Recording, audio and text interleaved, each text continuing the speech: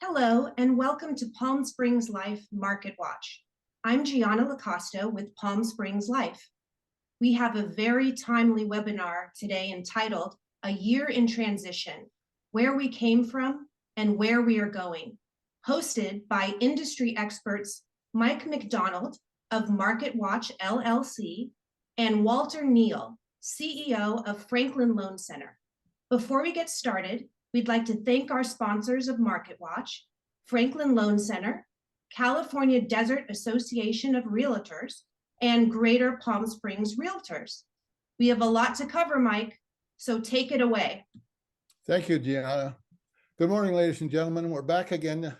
We got some very interesting information. These are very unusual times, and we're addressing this in a way we've never done before. We're focusing primarily on certain economic factors that are governing this entire housing market. And both Walt and I came at this problem, which is basically inflation, from two different angles. Interestingly, and independent of each other, interesting enough, we came to the same conclusion. So we want to show you what that is. Inflation is the main problem. If we didn't have inflation, the housing market would be much more normal.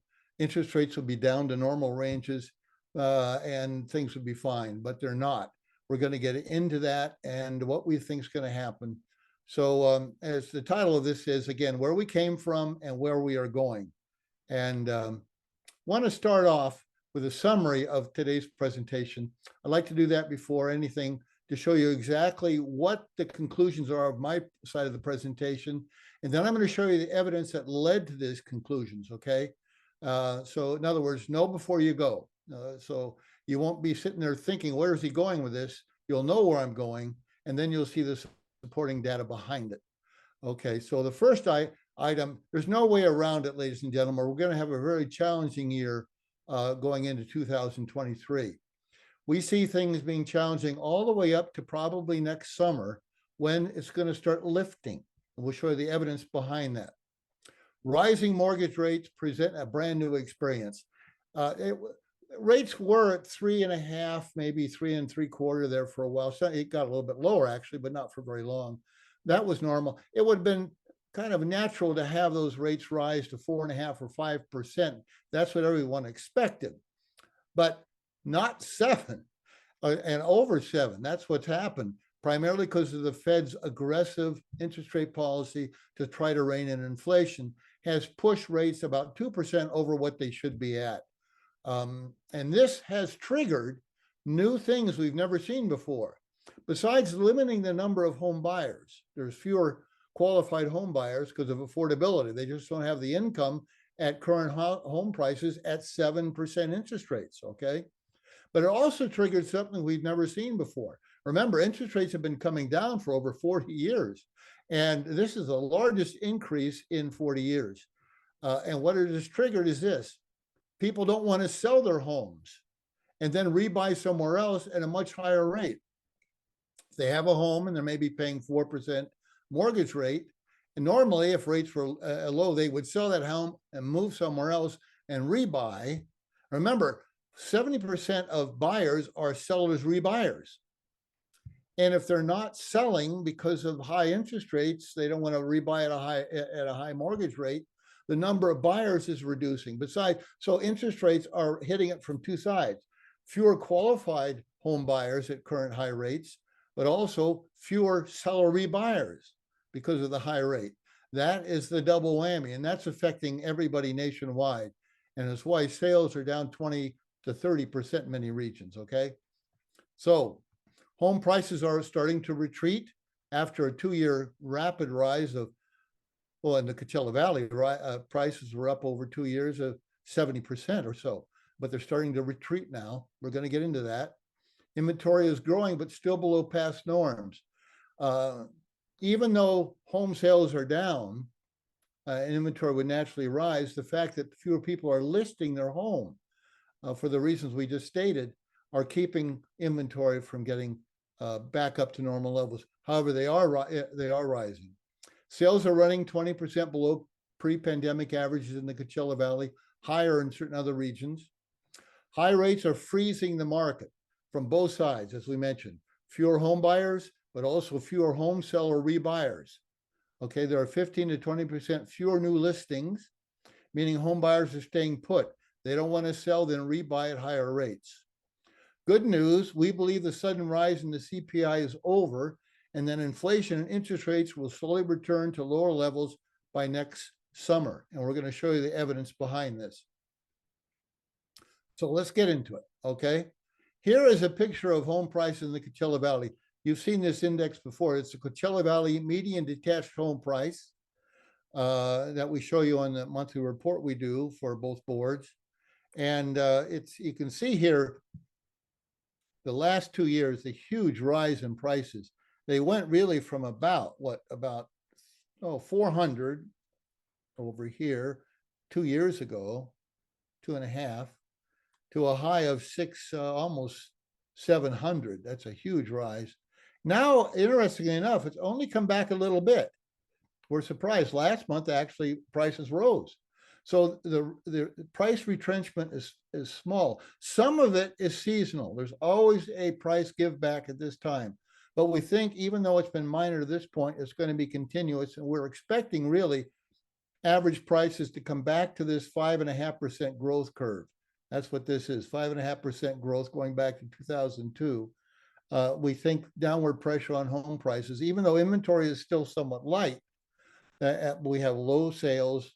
The month-to-sales ratio is still relatively low, but we still think prices are going to slowly grind down for the next, say 6 or 7 months, back down to this 5.5, which is not bad. If we just come back down to here after this huge price rise, that would be a normal expectation. Okay, we don't expect a severe price give back. Now, here's the problem. Unit sales are 20% below pre-pandemic averages in the Coachella Valley. Now, this is the curve going back to 2017. What we take is a 3-month average. You never want to take monthly sales because it's all over the place, okay? You have to take out the randomness. You have to kind of take an average over a period of time. We think 3 months is adequate to cut out the randomness and give a more accurate picture. It also shows the seasonality. 3 months will still maintain the seasonality of sales in the region. And as of the end of October, beginning November, we are averaging 534 sales per month over the past 3 months. Now, going back in time, again, because of seasonality, you have to compare sales in any 1 month against prior months in prior years, same month in prior years. And you can see it was averaging in prior years 348 per month, 748 per month, 737, 755, 534. We're at 20% below pre-pandemic averages, okay?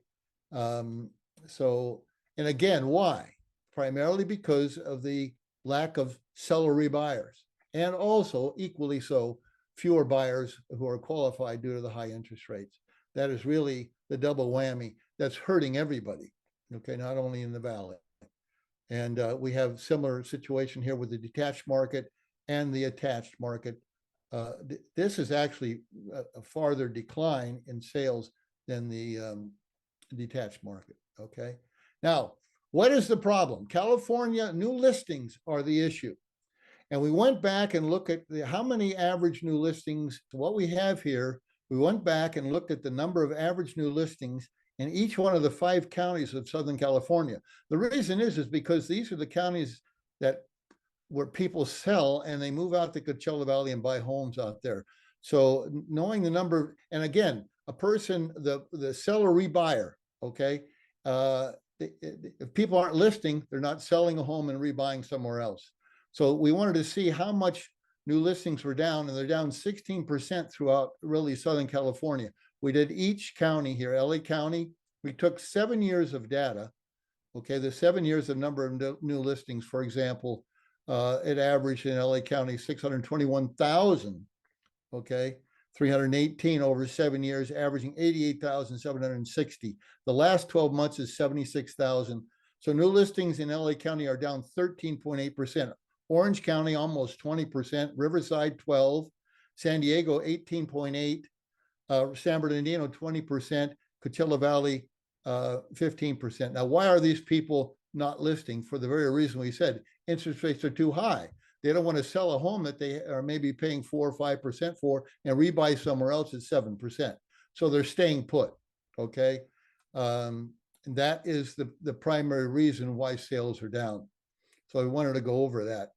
And this will relieve, again, if interest rates come down. So all the factors causing housing problems right now can be traced to inflation, which is then traced to interest rates. If interest rates normalize, the housing market will come back to normal. Now let's take a look at dollar sales. I want to show you something rather interesting. First, we showed you unit sales in the Coachella Valley. This goes back to 2012. And I wanted to show you dollar sales, okay? Dollar sales, because your commissions primarily are determined by dollar sales, not unit sales. So this shows you, because of the huge price rise, even though unit sales are down 20% or so, dollar sales are still up 57%. These are the average number of dollar sales per month in the Coachella Valley, 262 million back in 2013, 310 million back in September 2016. Again, you have to compare month to month because of seasonality. And if you take the average here, and right now, the last 12 months, okay, as of September, the dollar sales are 475,000, which is 57% above the average. So even though unit sales are down, dollar sales are up, and that helps, at least as far as commissions. So it buffers this problem a little bit, the high price gains of the last 2 years. Now, inventory is growing, but still below past norms. This is what I mentioned. Notice there's a seasonality here to inventory. This is inventory back to 2017. Again, you have to, because of seasonality, look at inventory on the same date each year. This is as of November 1st. We had 2,048 units for sale this last November 1st. Before the pandemic, it was averaging around 3,500. We are starting to come up, but we're still short of this, again, because of this, people are not listing. New listings are down. So even though sales are down, inventory is rising. The rate of rise of inventory is not what it normally is because of the fewer number of new listings. So this is on the right path, but it's not there yet. It has further to go. Now, this is the problem. This is interest rates going back to 1973, mortgage rates, 1973 to 2022 September, okay? And notice this jump. This is, first off, notice that for 40 years, we've been declining on mortgage rates. There have been periods where they rose for maybe a year or so, not much more than that. And but the trend has been down. But there's no doubt that this trend, this 40-year trend, is over. Now it's risen up here to, let's say, 7%. It came down, by the way, recently because of this inflation drop. And notice here that and we expect it to come right back down to probably here by next summer. This is a fluke situation, but this is the main problem, okay? And what's the issue behind this is inflation. Inflation, there's two sides to inflation. There's the actual price index called the CPI, and this is not distinguished by most people. And it's an area of large confusion, so I want to clarify that confusion. There's a CPI index, which is the index that measures the price of goods. That has historically gone up, and it always goes up. For example, here's a picture of the CPI index going back to 1995. This index, which is a basket, represents a basket of goods. Forget what it represents as far as what it actually buys. It's an index to compare other times with, okay? So this basket was $150 back in 1995. That basket now is close to $300. So all we can say is over 25 years, 27 years, the basket of goods doubled. So this is the actual price of the cost. This down here is the inflation rate or inflation. And it's the rate of change of this curve. Okay. So when we say that inflation's at 10%, what do we mean? Well, it means the price of that CPI index now compared to what that basket of goods was a year ago is up 10%. So this shows you the 12-month rate of change of this price curve as you're going along here. You look back at 12 months and you calculate every month the 12-month rate of change of the price, and you get this inflation rate. On average, it's averaged around 2.5%. Going back, there have been peaks here where it got to 6%. It actually went down sometimes. In the financial crisis, we actually had a period where a 12-month period where the rate of inflation went negative, okay? Now, here is the big jump. It's the biggest jump because of this price rise. Notice it's a much steeper angle than the price rise of the past here. But notice also it's starting to flatten out. Now, I want to point something out. If the price of goods stops going up, just stops going, let's say the cost of living for the next 6 months, 12 months is zero. The rate of inflation will slowly come down to zero. Not right away. It has to be there for 12 months. Now, the interesting thing is for the last 4 months, if you take we had the recent rate of inflation just a few days ago, 0.4% change in the month. The previous month was 0.4, then it was 1/10 and zero. So for the last 4 months, the rate of change, if you went for the entire 12 months, was 2.7%. So for the last 4 months, we've been going on an annual rate of 2.7%, okay? And we believe that this is going to continue, and we're going to show you the evidence behind that.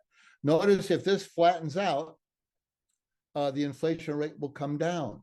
It's always lagging a little bit. So let's take a look at what makes up this thing to get some confidence that this conclusion, the evidence, does support that this is going to happen, that we're going to have a drop in the inflation rate. The inflation rate comes down, interest rates will also come down. So what's going to happen here? Let's take a look. So what we're talking about is a step function. We believe that inflation, the CPI index, has gone through a step function. The price of cost of living jumped at almost 10% over the last 12 months or so, but it right now is starting to flatten out. And so in other words, this is called a step function, where you're flat, jump, and then flat, okay? And that appears to be what's happening. And this would be the inflation rate under a situation like that. You have this going up, and at the peak here, you have, let's say, 10%. And even though you're going flat from that peak, the rate of inflation stays high, but starts coming down until you're down here to maybe 2% again. And we think we're right about here. We're going to show you the evidence. The components of inflation. The CPI index is made up of 18 sub-price components. And this diagram shows the size of each one. The 4 largest ones are shelter, which accounts for 32%. This is rents and rents equivalents.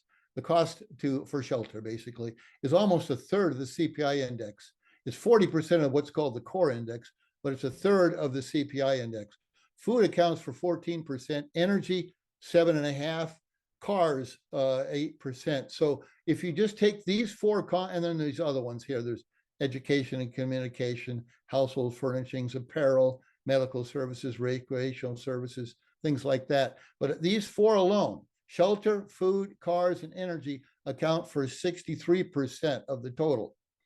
So we're going to take a look at these 4, because if we can get a handle on these 4, what's happening on these, we have a very good handle on what's going to happen to the CPI. So let's take a look at these. The first one we're going to look at is cars. Now, this is very interesting. If you take and again, this is one of those indexes. It's a price index. Nobody knows exactly what it means, but you're always comparing what it is against the latest and the percent. So the Fed is always interested not in the absolute price level. We are, because we have to pay. They're interested in the change of that price. That's what governs. That's what they're concerned with. Are prices changing? They don't care the level, but are they changing from that level? And if it's a rate of change. So here you actually had the used car prices didn't go anywhere for almost 20 some odd years. And then suddenly they've jumped 57%. Look at that. But since for the last 5, 6 months, actually longer, used car prices after this jump, that happened because during COVID, nobody could get new cars. They weren't coming over from Asia. So people started buying used cars. The demand jumped the price, but now the supply and the price are causing people to back away. So prices are now flat. Again, we don't have to have used car prices come down. We just have to have them stop going up. All right? It's already there. Now, if they stop going up, the rate of inflation comes down and interest rates come down. And that pattern is already observant here. And used car prices continue to come down as we speak. Another component is the food index. This is, again, the food index. And we had an 18.4% jump in food here during the COVID situation. And there's no sign yet that this is curling over. But the USDA has forecasted only a 2 to 3% increase in the CPI food index going into 2023. Okay, so we have that to go on. The underlying cost of food, which is the farm prices, are already coming down. The markets have not yet. They're still pushing the price up. They're gouging a little bit, I believe. Okay, even though the cost to them of food is down, the retail price to us is still going up. So that would be nice to see that flattening. And I think the USDA indicates that that will happen. The next index is gasoline prices are already helping lower the CPI. Here was the big jump during COVID, but already it's come down dramatically. And the supply demand equation changed here. So this, again, we don't have to come down. We are coming down, which helps even more. But all we have to do is hold at that level and inflation rate comes down. So, and now here's the problem. It's the CPI housing index is a little bit of a problem because it's lagging, okay? It's a composite made from rents and rental equivalents. The way they calculate it is very complicated. I won't get into it, but it's they pick out, I think, 50,000 homes and they check to see what that home could rent for. Every 6 months, they update a certain number of them, and they do this ongoing rolling calculation. In the meantime, what's happened is that shorter term measurements that are more representative of what's really going on in the rental market are already starting to come down, okay? So we believe low rent growth and falling home prices will flatten the CPI index to 2 to 3% by mid next year. It's already coming down in other metrics, and I'm going to show you that. For example, Zillow's metric on rentals is already coming down.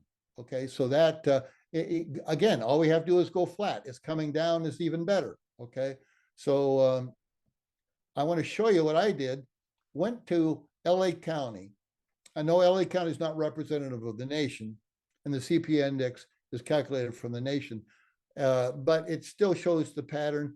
Zillow's is a nationwide index, and it has been coming down. I want to show you in LA County. This goes back to 2020.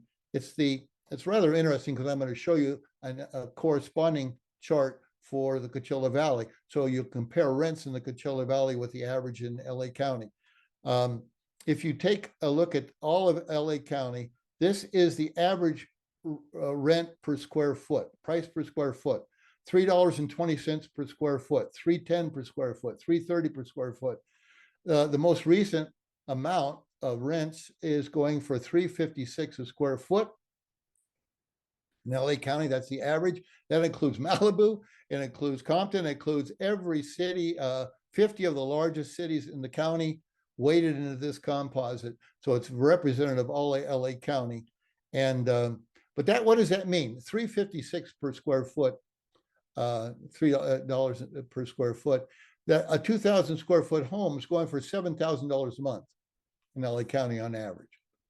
Okay, what's that home going for in Coachella Valley? What's a 2,000 square foot home rent for in the Coachella Valley? Here we have the same. This is longer term. I wanted to show you a longer term picture. This is the rent average price per square foot to rent a house, a detached home. Here is the lighter green, the darker green is attached homes or condominiums. In LA County, it's $2.12 per square foot.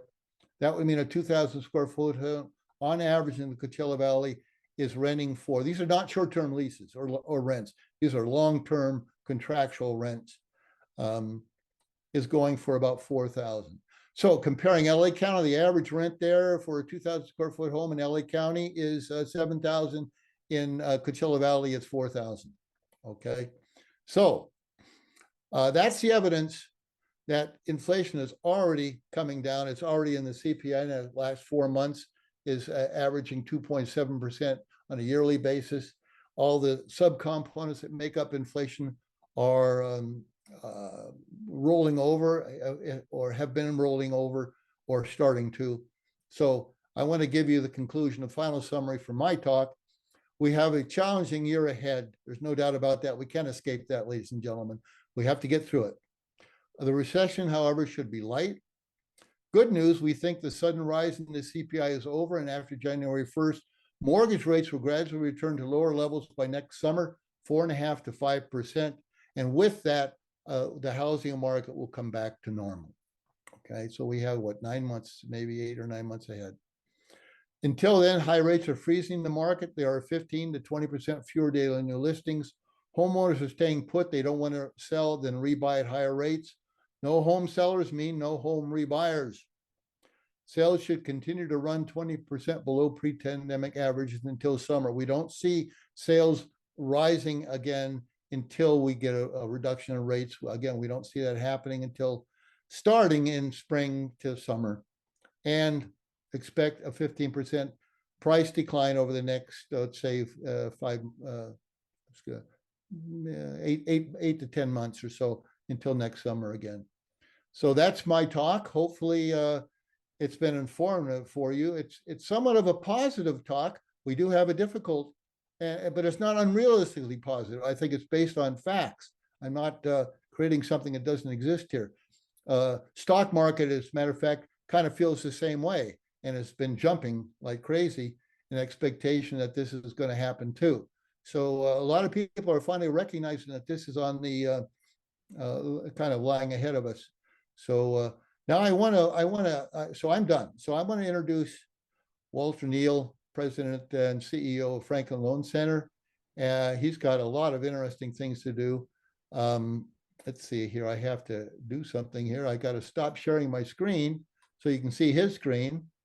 And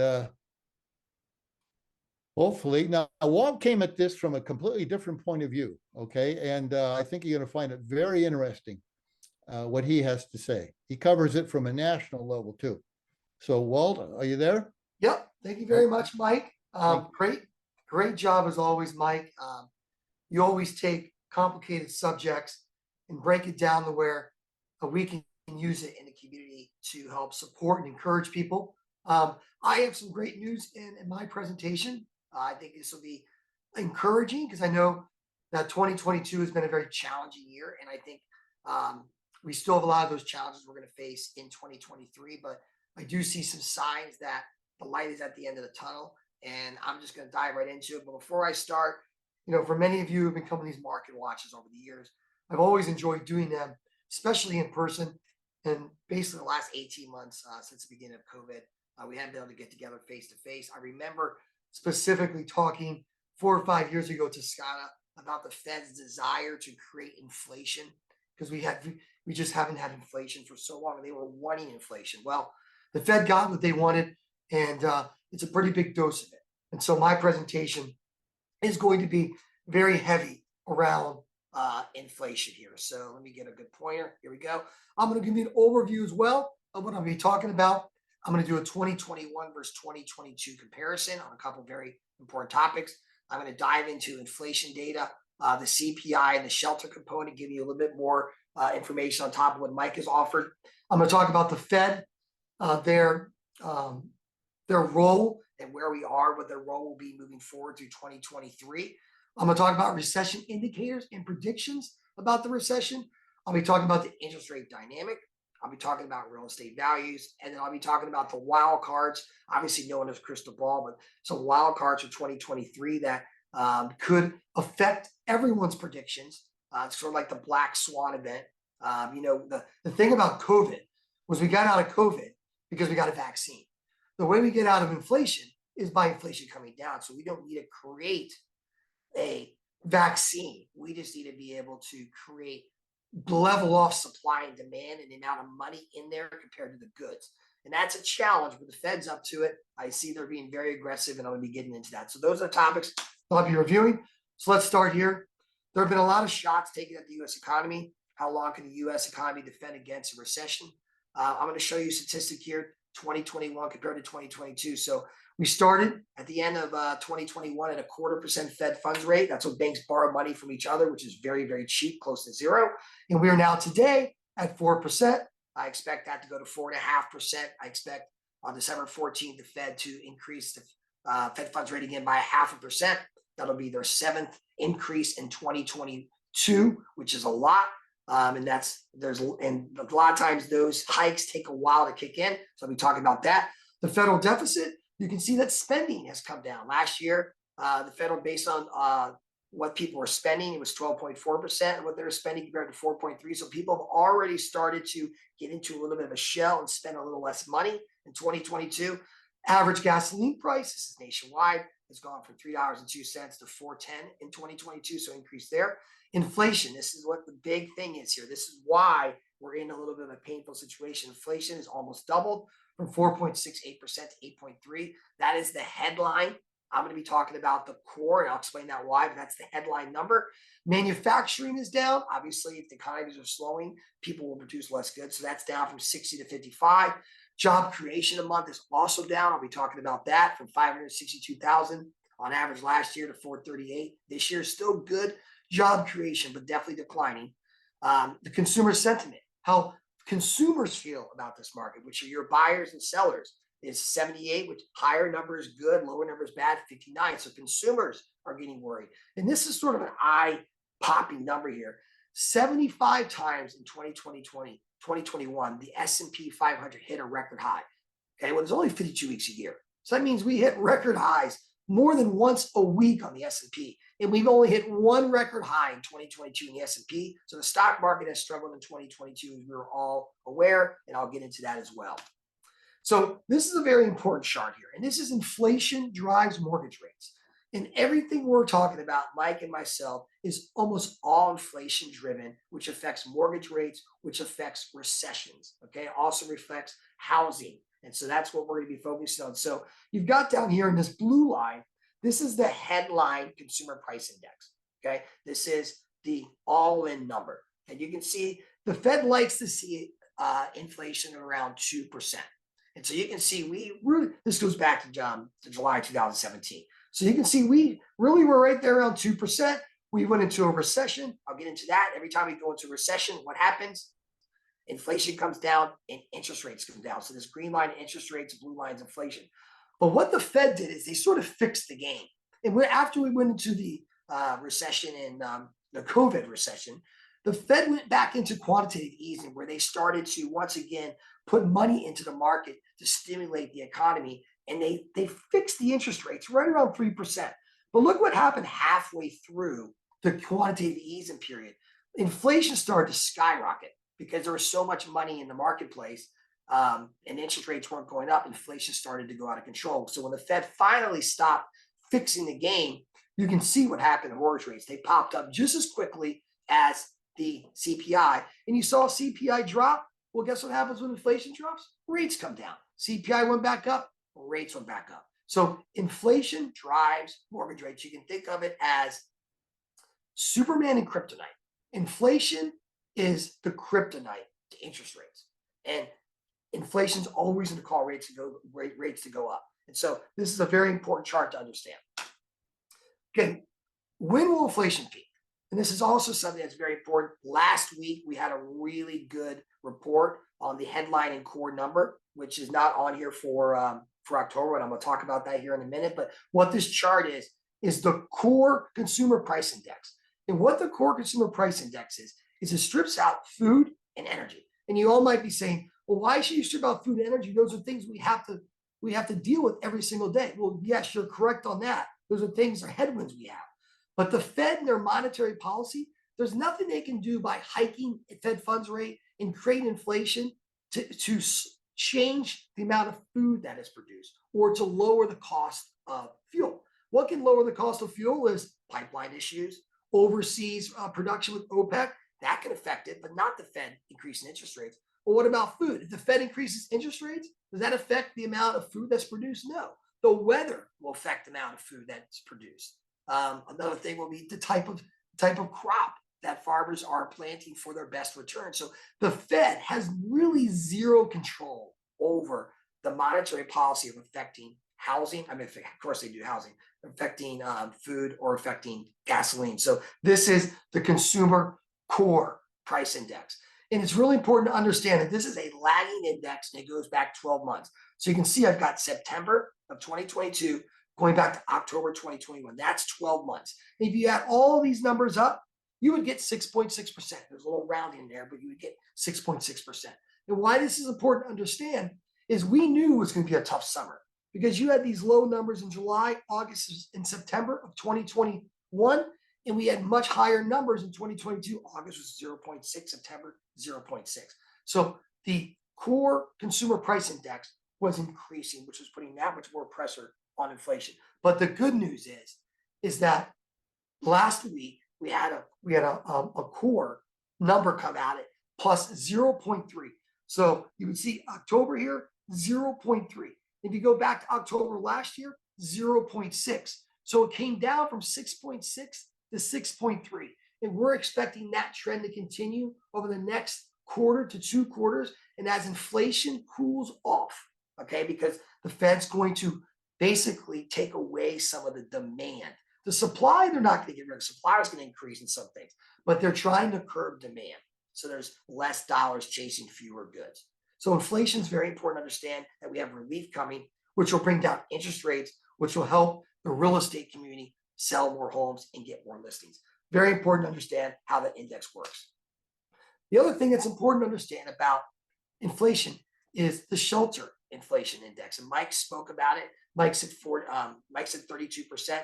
It's 39% of the core CPI, which is once again what the Fed looks at, stripping out food and energy. And what happens with inflation is too many dollars chasing too few goods.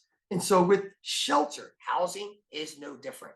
But the way that housing is created and the way that they weight it, and Mike got into it's a very complicated formula. It's a lagging weighted industry where the last 90 days doesn't, even though that's the true picture where we're going, it weights just as important the previous 3 quarters. And so it's not a great system, but it's a system we have and we have to deal with it. And so when will shelter peak? Well, here's an analogy I want to show you because it's the easiest way to explain it. We've all been on roller coasters. Right now, real shelter costs, which is housing, rents equivalent, is actually coming down. So the front of the roller coaster is coming down because rents and real estate values are coming down slightly, right? The problem is the index, when they show in the CPI, is really focused on here. And that shows that the cost of shelter is going up when truly right now, it's the front of the roller coaster is going down. By January, 2 months away, the back of this roller coaster will be at the very top. And you have the whole roller coaster going down. And you'll see the shelter index, which is 39%. 39% of the CPI will actually start showing a lower number, and that'll show inflation coming down even more aggressively. So if you think of last week's rally in the bond market, where we had 200 basis points move to our advantage, which means rates got about a quarter better last week, we're going to continue to see that trend moving forward. So there is relief coming with interest rates, primarily because of inflation and especially the shelter piece, because it is the biggest component of inflation. Another thing we should talk about when it comes to recession is the price consumer index, CPI. We talked a lot about it between Mike and I, but I want to show you every time what happens. CPI comes up, we go into a recession. Each one of these shaded areas of recession. You see that CPI went down and started to come up again, recession. Started to come up again, the CPI, recession. Comes up, recessions. Up, recession. Up. Every single time you see an aggressive move in CPI like we've had, it has followed a recession. And here we are. Look at this aggressive move. We're predicting a recession first quarter 2023. I'll get more to that. but this is one indicator that we can look at to see what's coming down the road of the CPI and the aggressive move up. Another thing is the Fed funds rate. What the Fed is doing is they've moved the interest rates up, the Fed funds rate 6 times in 2022. And they are trying to take away the demand.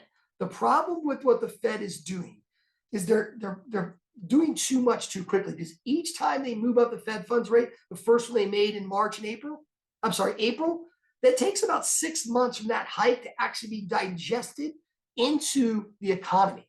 And so we've only had 1 or 2 of the hikes, even really, or 3, you could say at best, injected into the economy. So all these ones they've done late in the year, we're not going to feel those until the first quarter of next year. And that's when I'm predicting that we're going to have a recession based on a Fed forced recession, which is what they're trying to do. They're trying to get control of demand. If there's too much demand and not enough supply, inflation happens and prices goes up. So you can see this aggressive move the Fed has done this year. And I think they've got one more in December 14th. They're going to meet again. They're probably going to increase the Fed fund rate another 50 basis points to 4.5. I'm hopeful they'll sit back and look at January and February and maybe not make another move, but they could make another move in January and February. Maybe at that point, sit back and wait to see. But I think they're going to see inflation coming down, and you're going to see the Fed take a pause here, which will be great for interest rates and great for real estate. Okay, the Fed's policies become restrictive. The Fed has been aggressively lifting interest rates to curb inflation. We spoke about that. Okay, the Fed has aggressively hiked rates into a restrictive territory. So what this chart is, the blue is accommodative. Okay, this is accommodative. This is when the market's great. There's plenty of demand out there. There's plenty of supply. Everything's working well. Okay, neutral. Some things cost more than they should. Some things cost less, but there's plenty of demand, plenty of supply. It still feels okay for us as a consumer. When we start getting into this orange area, the restrictive area, this is where it starts to be a little bit more painful. This is where people are finding it difficult to buy goods, especially food, gas, and things that we're the territory in right here. So if you look at the previous 12 months, we were down here. We were very accommodative the last 12 months. And if you go back to May of 2022, we were very neutral, so it still felt okay. But currently, it feels very restrictive. And I know that everyone's feeling this pressure out there, and that they need to be the highest bidder, and they need to waive contingencies. And that's the things we've been feeling. But we're starting to feel that take a pause a little bit. And so I think you're going to start to see this cap out here in the restrictive area and start to come back down into the neutral area late next year, which will give us all a lot of relief as well. All right, Fed hikes. I talked about the Fed hikes being at 4%, probably going to 4.5. Here's another recession indicator. Every time going back to 1955, the Fed aggressively hikes the Fed funds rate, we fall into recession. Aggressively hike, recession. Aggressive hike, recession. Every single time. There hasn't been a single time that we did not follow into recession. Look at this, the last one we all remember of COVID. Look at the Fed hikes up, recession. Well, right here, once again, aggressive Fed hikes up again, and most likely we're going to see a recession first quarter of 2023. If you needed another example, another reason why, if you're not a believer, here's another reason why we have a recession coming in 2023, and that is an inverted yield curve. Actually, I'm going to go to the next slide and come back to this. This is what a regular yield curve looks like. Okay, if you're borrowing money for 5 years, it costs about 1%. Okay, this is not today's. This is just a yield curve as an example. If you're going to borrow money for 10 years, it would cost a little over 4%. If you want to borrow money for 15 years, it would cost a little under 6. 20 years, 6.25. 25 years, it would be 6.5, and 30 years a little bit higher. So the longer you want to borrow the money, the longer you want the rate locked in, the higher the rate is. Well, right now we've got the opposite. Yield curve looks like this because it costs more money to borrow short-term money than long-term money. And whenever you have that, that means we are in an unhealthy economy. That means the economy is sick. And so when you have the 2-year money costing more than a 10-year money, then we've got a negative number. So every time you see red here, that's when the cost to lock in 2-year money was more expensive than to lock in 10-year money. And every single time we've had an inverted yield curve where the 2-year money was more expensive in red, it followed by a recession. Red, recession, red, recession, red, recession, red, recession, red, which is negative, recession. This is red, recession, COVID recession, and look, we're right back here, red again. So we have another recession coming. But good news, it won't be a bad one. I'm going to tell you why here in a minute. That's another example or indicator for you. And that's the normal yield curve. We spoke about that.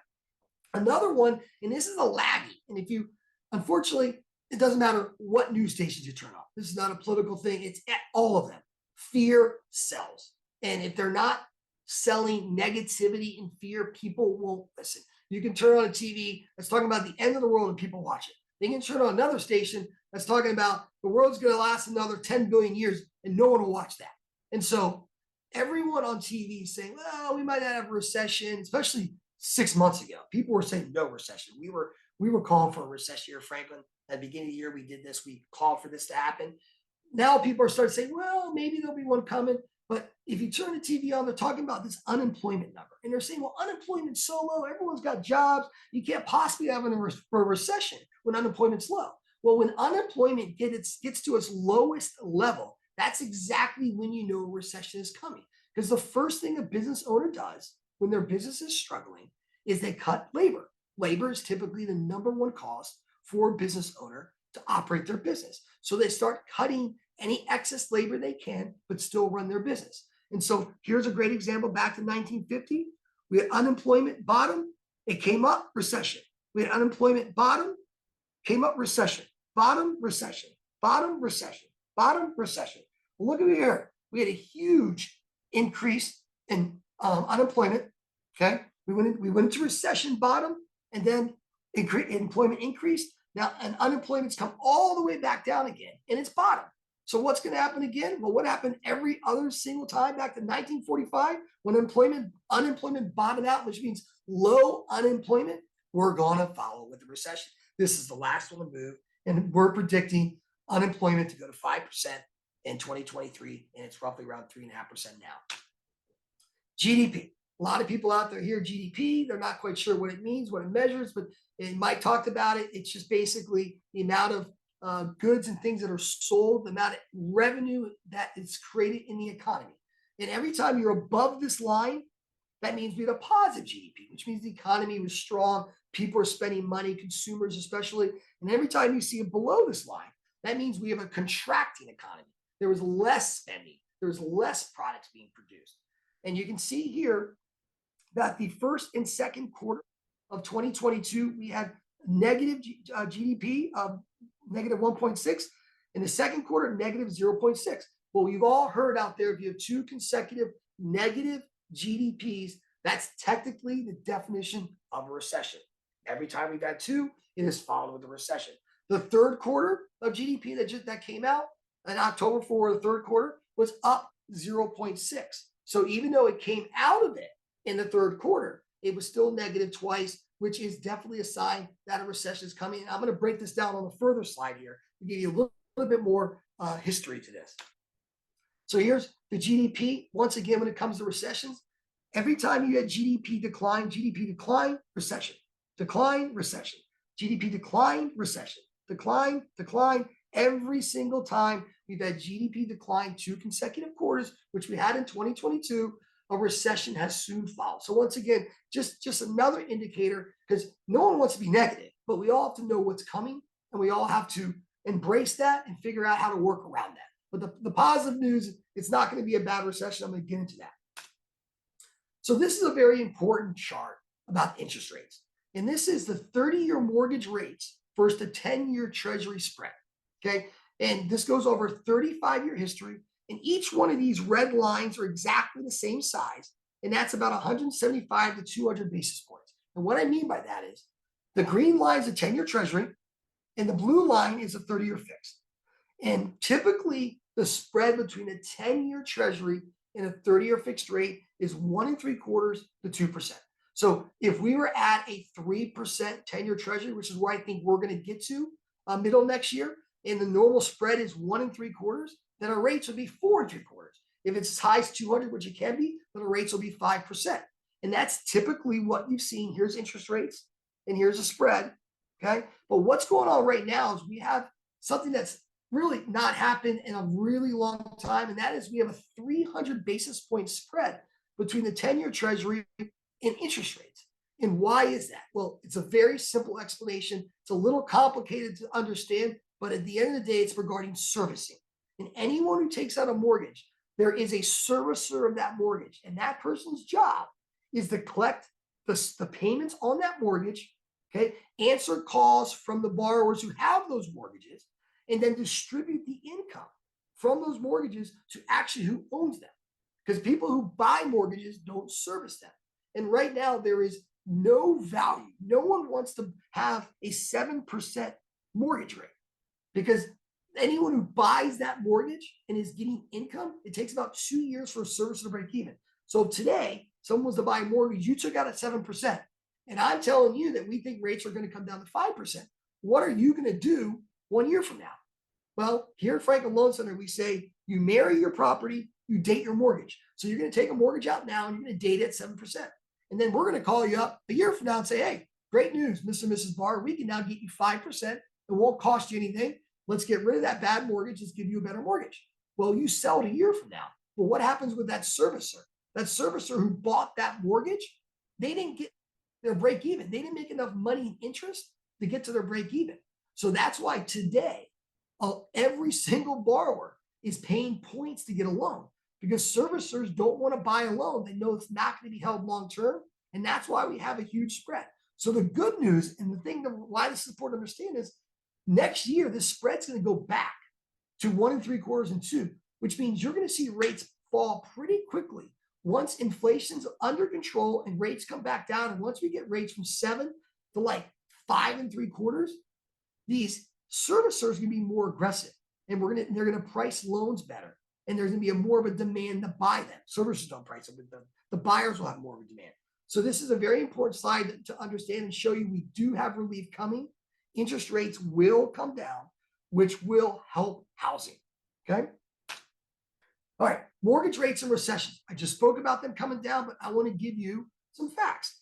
All of these, once again, these shaded areas are recessions. And every single time we've gone into recession, interest rates have come down. Back in the 80s, they went from 16% to 11 3/4. This recession, 18% to 13%. It's a 5% increase. In the late 90s or the early 90s, from 11 to 8 3/4. In 2002, from 7 3/8 to 6 3/4. And the one we all, can't forget, the one that was a real housing bubble and did see real estate values go down in a recession, went from 6 to 4 7/8. In the last COVID recession we had, they went from 3 3/4 to 2 3/4. So once again, rates are coming back up. You can see it tailing up here. We're expecting this to cap off here and come back down with the recession. Now, what is going to go on with housing? Well, once again, there's a lot of fake news out there. There's a lot of people that are spreading fearful tactics out there that real estate values are going to collapse like we saw in the 08 recession. I just think that's factually incorrect, and I'm going to give you a lot of reasons why. First of all, the Case-Shiller is the gold standard for the real estate values, and these are the last 9 recessions, these shaded areas, and this is the value of real estate, which is the Case-Shiller average, nationwide average. And only 2 times in the last 9 recessions has real estate values gone down.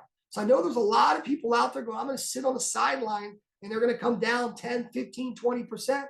I think those people are missing an opportunity to buy. Maybe some homes, maybe the homes that need some work, some of the homes that are maybe not less desirable. Yes, you might be able to pick some bargain deals up there, but in more desirable school zones and nicer areas, you're not going to see real estate values come down much. So back to 1960s, you can see a little bit of a decline. And then obviously the 2008, but every other time, 1970s, values went up, 75s, values up. Both times in the 80s, values went up. 90s, values went up. The early 2000s, values went up. In the last COVID, we all remember, right? When that was a recession, what happened to real estate values? They went through the roof. And there was people saying, don't buy real estate 2 years ago.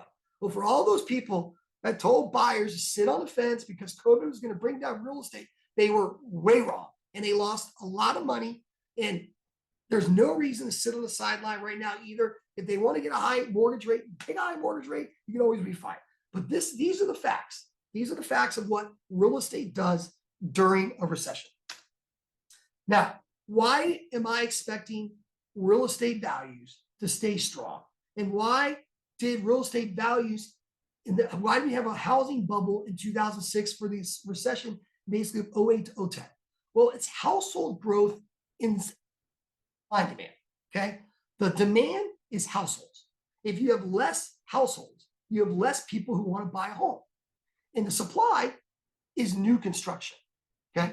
That is really what supply is. It's new construction, builders building homes. And I'm telling you right now, based on what they're forecasting, builders are not going to be able to keep up with new inventory to meet the demand of buyers. So what does this chart show?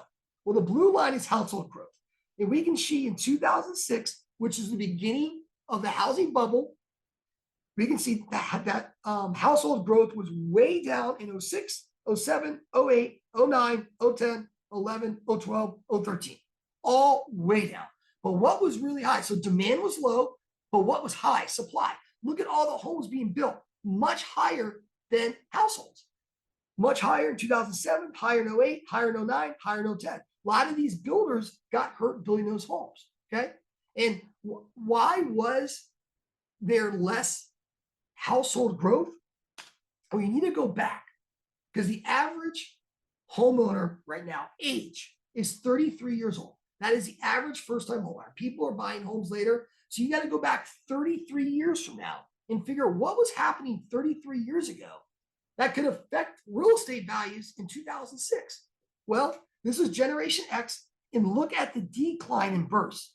This right here is 33 years ago, which is 2006. We had a decline 6, 7, 8, 9, 10, 11. Go back, decline 6, 7, 8, 9, 10, 11. So there were less births, less people being born. So 33 years fast forward, you have a husband and wife. You've got one child. The child moves out of the home at 33 and buys a home. Now you got one household that turned into two households. If they had two children and they both move out at 33 and buy, now you had one household turn into three households.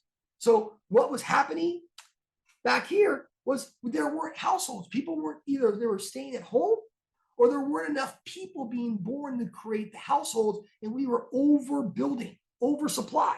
So 2006 was a supply issue. We built too much supply and not enough demand, and that was because of births. There wasn't enough households being formed. That is not the case. Look where we are. Look where we are now. Look at 20 years, 25 years. We've got strong demographics supporting strong demand. So if supply picks up, that supply will be consumed by demand. Okay. And by the way, when a household sells a home, typically they buy another one. So it's not like if one household sells, they typically just turn around and buy another one. So you don't lose households. You do lose households from deaths. Sometimes you have second homes or non-owners where people do rebuy. But most of the real estate out there in the United States are people buying primary residences. And so when one is sold, typically that household buys another. So that's a really important concept to understand. I know everyone's hoping for prices to come down. I don't see it. This is inventory. Once again, supply and demand. Housing bubble in 2006, 2007, 4 million homes. This is nationwide. We had way too much supply, not enough demand. Where are we today? We're at an all-time low. Even with listings up a little bit, we're still at an all-time low. If supply stays low and demand stays high, and the reason why prices are correcting a little bit right now is because of interest rates. If interest rates go from 7 to 5, everyone's phone's going to start ringing. People are going to start buying. And it's going to be a really busy market. And inventory is going to stay low because demand's coming back. Demand is only being tempered right now by interest rates. And I'm telling you right now, rates are coming down, and that is going to bring demand back to the market. It's going to keep inventory down, which is going to keep prices down. So this is existing on inventory. Once again, goes back to 2000. You can see how low we are. We never had this low inventory. Now, you hear, turn on the TV again, and they're selling fear. Well, hold on. Look at the amount of increased inventory. Look what happened. It's huge increase. We've got all this inventory coming. Real estate values are going to plummet. I'm going to sit on the sideline and buy one for 25% low. Well, this isn't giving you the whole picture. This is a one-year chart. So let's give this a little bit more perspective. This is a 10-year chart, and there's a normal cycle. Michael talked about this. He used November. Okay. I'm not going to use November If you look here, every spring, inventory pops up, up, up. This is COVID. It was muted, not as far up, up, up. Every single time there's a cycle. Why is there that cycle? Well, you all remember high school or a school you went to, and a kid came into the school in the middle of the school year. Well, it's really hard for families, especially children, to go to a school in the middle of the year. So most families, which is what are families, households are what are buying real estate. They put their homes on the market for sale April, May, June, July to get those sold so they can move and get to the new area for their kids to start school in August and September. And so there's a natural increase in inventory every single late spring. And that's never going to change. So once again, yes, there's been increased inventory, still low, and happens every single year. Fake news, real estate's fine. Money supply. This is a really important thing to understand. So Lacey Hunt, who's a very well-known economist, expects money supply to get to a more neutral level in March of 2023, removing the excess in the system over the past 2 years from the stimulus and the injection of liquidity from the Fed. So you can see, here's our COVID recession, okay? You can see the steady incline of money supply. This is healthy. Anything that's a steady decline up, that's a healthy move. But when you start seeing money being injected into the system, and it's a straight line up like this, that's a 40% increase from stimulus from the Fed. Well, we knew that couldn't be. We couldn't keep down that path. You can't keep putting that much money in the system and not create inflation. So the Fed purposely put the money in the system to stimulate the economy, to not put us into recession back in the COVID days. Well, now they've got to reverse it. Inflation's out of control. There's too many dollars chasing too few products. We need less dollars chasing fewer products. The good news is there's more inventory coming. You go to the grocery stores, you go everywhere, there's more inventory. Walmart and Target, they bought too much. Now they're slashing all their prices. I'm just using them as an example. So there's plenty of inventory coming. And the money supply, as you can see here, has started to really level out. And I'm expecting this to drop and level and be consistent in March of next year. And so that's good because that's going to slow down the cost of products. And that's going to equal out supply and demand. And that's what the Fed is trying to do. There is too much money out there, and they're trying to create an even demand between how much money's out there and how much supply is out there. Okay, money's demand, supplies are goods. And so this is a really important chart to understand. The Fed, basically put us into a better economy last year as we should have been, but now they're going to push us into a recession to clean this up, but it'll be short-lived, and I'm going to tell you why here. 3 reasons why we expect a mild recession. These are the 3 reasons. Muted job loss in this cycle, labor supply is still a problem. So this is a small business optimism index. Small businesses are having problems finding skilled labor. There's labor out there, but they can't find the skilled labor that they need. And so this over here is the number. We're around 25, which has already made its big move. We're expecting this number to come back down because we expect unemployment to rise and there'll be more people to choose between on skilled labor. And so we don't see an issue with skilled labor, with unemployment moving up. Second thing is fewest excesses in the economy. There's no pandemic anymore. COVID's behind us. There's no housing bubble because we don't have a bunch of supply and very little demand or no formation of households. I went into that. So housing looks strong. The banking system is healthy. We're not doing negative arms. We're not doing state income, state asset, basically breathe on this mirror. And if you can fog it, we'll give you a loan. The banking and the appraisal process is more secure. I know a lot of agents out there can't stand the appraisal process at times, but it's what we got and it does a decent job. So that's healthy. In the tech sector's valuation, we don't have a huge issue in stock markets with tech sector valuation. We're going to have a stock market induced coma or recession. So that's why we think there'll be a mild recession because of those 4 things as well. And in the consumer balance sheet, this is really important to realize as well. Right now, we're under 10% of people spending based on their disposable personal income. If you start getting up to like 20, 25%, I would have a concern. But right now, people have a lot of savings. People have a lot of equity in their homes. A lot of people are tapping into that, but there's a lot of equity and people have reserves to go to. So consumer balance sheets look healthy. And so that shows a mild recession coming as well. The potential for a Fed-induced recession, well, I'm going to tell you, I think it's 100%, but I'm going to tell you why mathematically or factual-wise. I spoke about these two negative GDP's numbers. This is the second quarter of 2022 and the third quarter, okay? I'm sorry, the first quarter and second quarter. We know the third quarter just came out with a slightly positive number of 0.6. What we are expecting is in 2023, we are expecting the first quarter being negative 0.9, the second quarter of 2023 being negative 1.8, in the third quarter of 2023 being negative 0.9. So we're forecasting 3 negative GDP numbers the first 3 quarters of 2023. Now that might sound horrible, right? Well, Walt, you just said 2 negative GDP quarters is a recession. Right, we had 2 here. We're going to have 2 positives. Well, the last one for 2022 will be positive. But the first 3 of next year will be negative, and that's because we will be in a recession in 2023 for the first, second, and third quarter. But the good news here, the good news is if you add up these numbers, 0.9, 1.8, 0.9, and you add the surrounding 2 months, 2 consecutive quarters before and the last, in 2023, we're going to have a muted negative 1.1. It'll be the third smallest recession over the last 100 years when it comes to goods being produced and purchased. And that's a positive number. So the COVID recession was short-lived, and it was for certain sectors.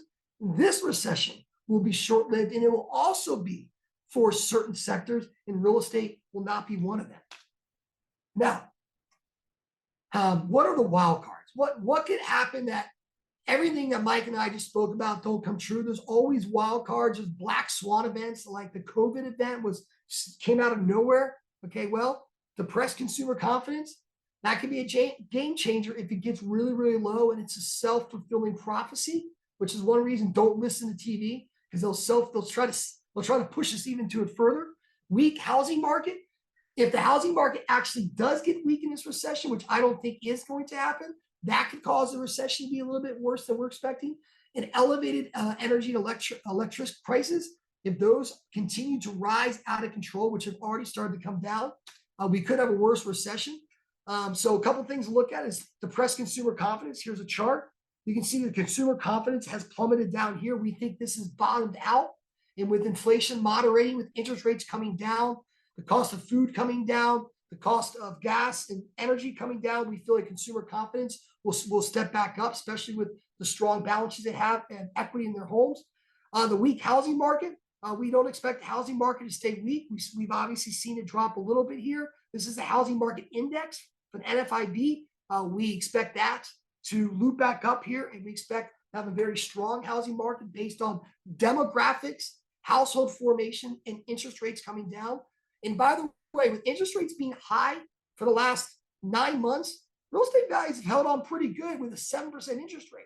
But what happens in 6 months from now if rates are at 5.5 or 6, and then 3 months later they're at 5.5, and then at the end of the year they're at 5? Well, what happens to real estate then? It's going to continue to go up. If it can withstand high energy prices, high food prices, high interest rates, and real estate values are holding on, well, what's going to happen when all that gets better? And that's already happening. And once again, here's the elevated energy electric prices. You can see they've come up. We're expecting this to be topped out right here and start coming down. You'll start seeing that in the November, December, and January numbers, which is going to give a lot of consumer confidence, especially people that want to buy and sell real estate. So my predictions, I talked about some of these throughout the presentation. We are expecting inflation to peak by January 2023. Last week, as you already know, was a huge crack in the armor of inflation coming down, not only the headline, but also the core and shelter. So inflation's coming down, which will bring rates down, which will bring buyers and sellers to you. Recession likely in first quarter 2023 should be short in duration. That's positive news. I think a lot of the worst is behind us. It's still going to be a little rocky, as Mike said. I think we're going to, I think by the third quarter of next year, people are going to feel a whole lot more comfortable with where we are with interest rates and real estate. Rates should decline to 5% by the summer. I think the 10-year is going to come down to 3%. And if the spread's naturally 1.5 to 1 3/4, we should see rates around 4 3/4. So rates are going to come down. People can trade in those mortgages and get better mortgages. The 10-year treasury yield should decline to 3%. I just mentioned that by summer of 2023. stock market volatility should decrease in 2023. I know that a lot of you who like to invest money in your 401ks and look at that, it can be very negative thought mindset when you see your value of your 401k, your retirement nest egg going down, down, down. We expect less volatility. We expect that the real estate market will do better in 2023 than in 2022. We expect the Fed funds rate to cap out at 4.5% this year. It's at 4% now.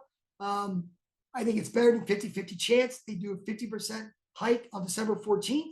Once again, it takes a while for these hikes to affect the economy. The Fed knows that. They're probably going to they're overdoing it, which is why we're going to see a recession for the next 3 quarters of 2023.